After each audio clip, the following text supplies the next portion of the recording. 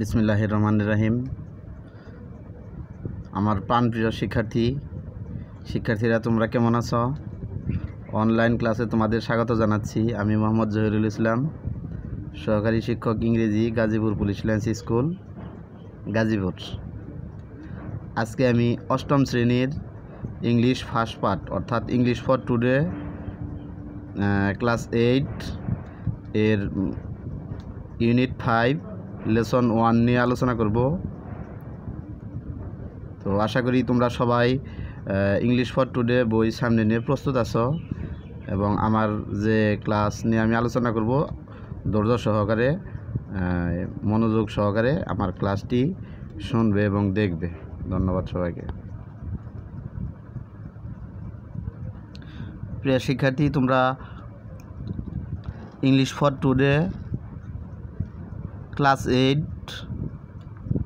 বইয়ের পৃষ্ঠা নাম্বার 44 অর্থাৎ 44 পেজ বের করো। এখানে ইউনিট 5 মেকিং ডিফারেন্স অর্থাৎ ব্যতিক্রম কিছু করা। এখানে দেখো আমরা কি কি দেখতে পাচ্ছি। আমরা এখানে একটা বাড়ি দেখতে পাচ্ছি, তারপর এখানে হয়তোবা একটা দোকানের মতো ফ্যাশন হাউস, সেখানে হয় কাস্টমার দাঁড়িয়ে আছে এবং দেখছে ফ্যাশনের বিভিন্ন ডিজাইনের কাপড় দেখছে। দেখো তুমি কি অনুমান করতে পারো ছবিটা দেখে? এখানে দেখা যাচ্ছে ছবিটা হয়তো একটা গ্রামেরই ছবি এবং ওই গ্রামে বাড়ির সাথে একটা ফ্যাশন হাউস আছে বা বিভিন্ন ডিজাইনের আধুনিক কাপড়ের দোকান আছে। তোমরা একটু অনুধাবন করো কি হতে পারে পিকচারটার মধ্যে থেকে।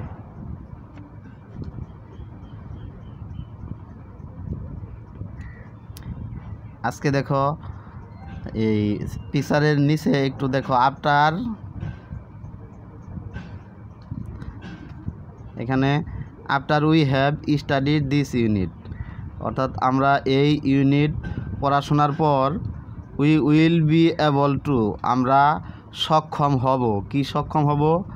Read and understand text through silent reading অর্থাৎ নীরব পাঠ্যের মাধ্যমে আমরা পড়তে এবং বুঝতে সমর্থ হব, সেটা বলছে। তারপর ইনফার মিনিং ফ্রম টেক্সট।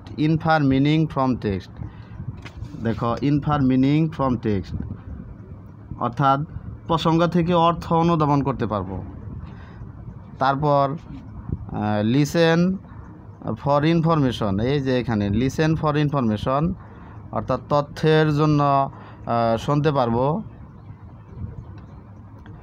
আবার আস্ক অ্যান্ড অ্যান্সার কোশ্চেন্স, আমরা প্রশ্নের উত্তরও দিতে পারবো, আবার প্রশ্ন জিজ্ঞাসাও করতে পারবো। রাইট অ্যান্সার টু কোশ্চেন অর্থাৎ প্রশ্নগুলোর উত্তরও আবার লিখতে পারবো। অর্থাৎ এটা আমাদের শিখন ফল। এই অধ্যায় পড়লে আমরা কি শিখবো সেইটা এই ইউনিট পড়লে।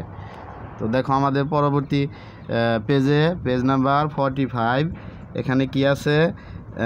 Unit 5 making difference. এটার প্রথম যে ইউনিটটা আছে, ইউনিটটা হচ্ছে দ্য বিগিনিং অর্থাৎ শুরু। আমরা লকডাউনের আগে খুব প্রাণবন্তভাবে আমরা ক্লাস করছিলাম এই ইউনিটে। তোমরা যারা নিয়মিত ক্লাস করছো তারা হয়তো মনে পড়বে। এই ক্লাসটা আমি আবারও রিপিট করছি যেহেতু সিলেবাসও আছে। প্রথমে এখানে কিছু কিওয়ার্ডস দেওয়া আছে, গুরুত্বপূর্ণ শব্দ দেওয়া আছে। টিপিক্যাল মানে কি? এটা হচ্ছে আদর্শ স্বরূপ, নমুনা স্বরূপ, এরকম কিছু বোঝায়। এক্সট্রা অর্ডিনারি মানে অসাধারণ কিছু। উইল পাওয়ার ইচ্ছা শক্তি। ডিটারমিনেশন মানে দৃঢ় সংকল্প। দেখো পেজ নাম্বার 45-এ ডিটারমিনেশন মানে দৃঢ় সংকল্প। তারপর হচ্ছে অ্যাসপেক্ট। দেখো তোমরা এখানে অ্যাসপেক্ট মানে দৃষ্টিভঙ্গি। তারপর হচ্ছে স্পিরিট মানে আত্মশক্তি বা আত্মা। তারপরে আছে কি দেখো, ডিফাইং। ডিফাইং হচ্ছে অস্বীকার করা।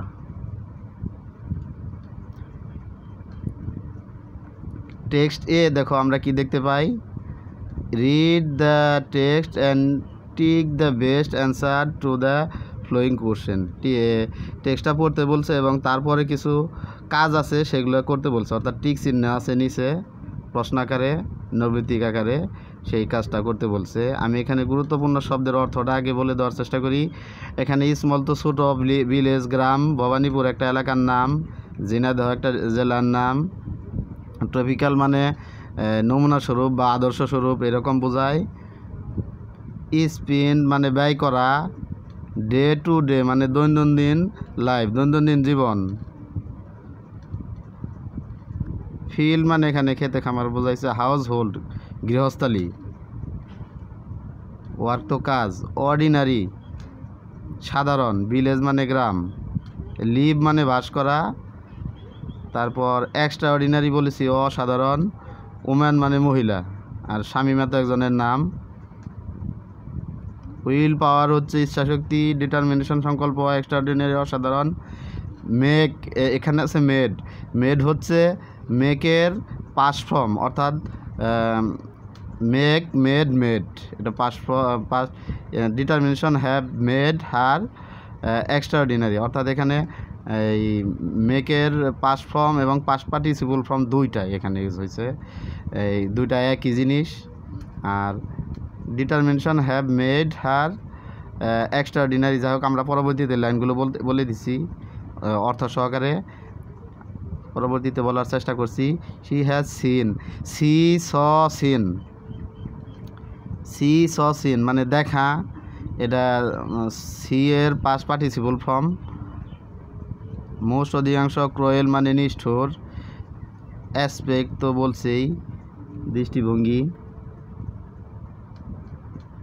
ক্রয়েলটি নিষ্ঠুর, ডিফেক্ট পরাজিত করা, পরাভূত করা, স্পিড, স্পিড হচ্ছে শক্তি বা আত্মশক্তি, উইনার মানে জয়ী হওয়া, এরকম যে জয়ী হয়। ডিফাইং মানে পরাভূত করা, ডিফাইং অস্বীকার করা অর্থে ব্যবহার হয়েছে এখানে। আর ওর্স মানে প্রতিবন্ধকতা বা জটিলতা এরকম বোঝায়, ওর্স অফ লাইফ জীবনের প্রতিবন্ধকতা বোঝাইছে এখানে।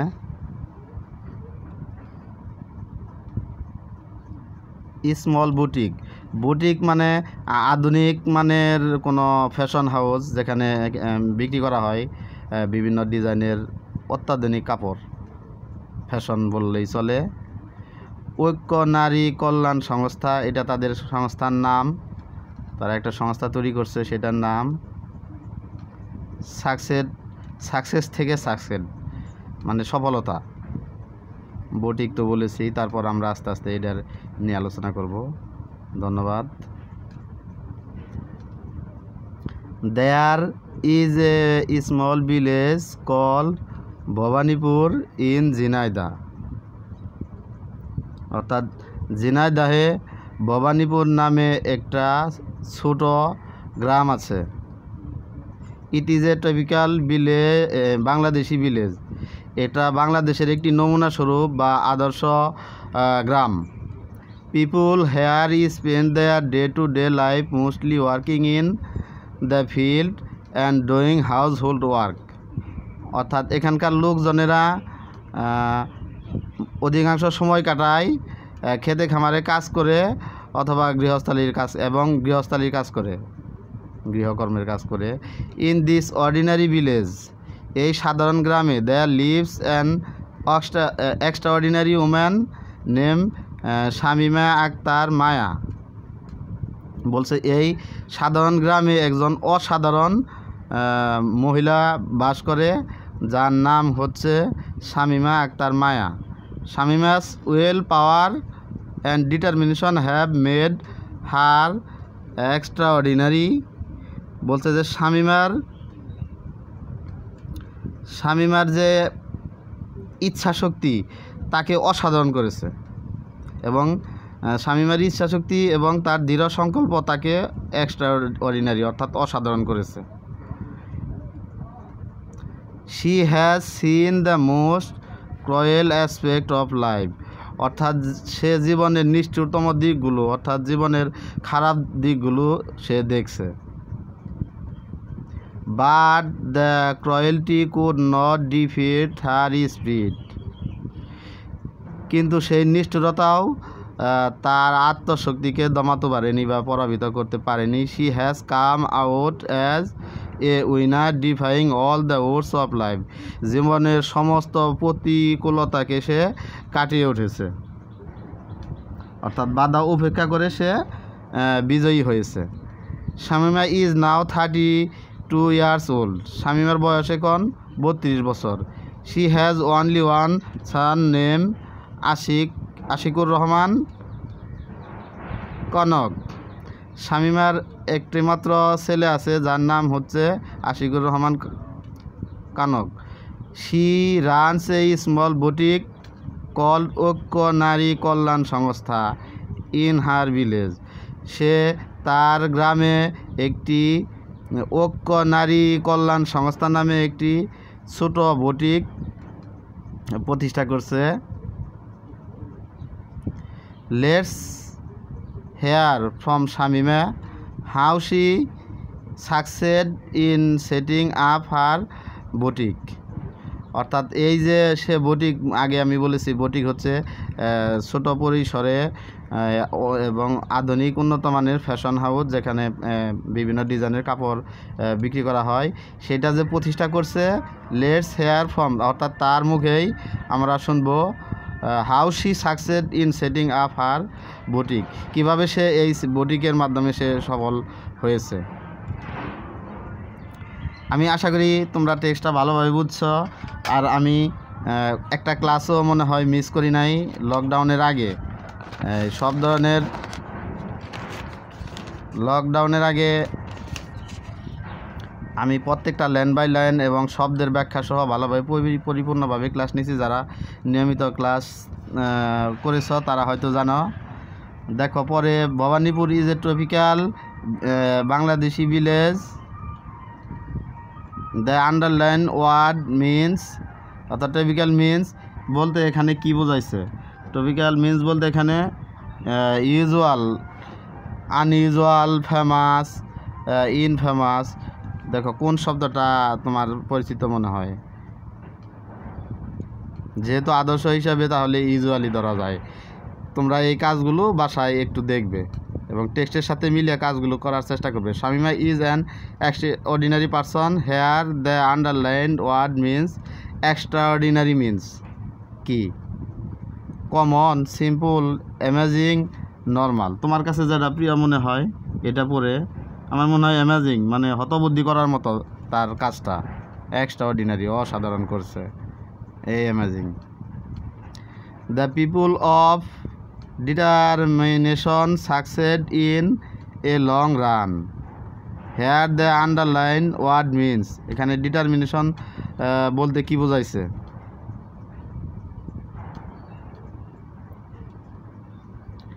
Will power, weakness, strong desire আর উইশ, কোনটা হতে পারে? আমার মনে হয় দৃঢ় ইচ্ছা, দৃঢ় সংকল্প এটাই হতে পারে, যেহেতু ডিটারমিনেশন দৃঢ় সংকল্প। হ্যাঁ, এইভাবে তোমরা পরবর্তী এই অংশ কমপ্লিট করবে। আর ইউনিট 5-এর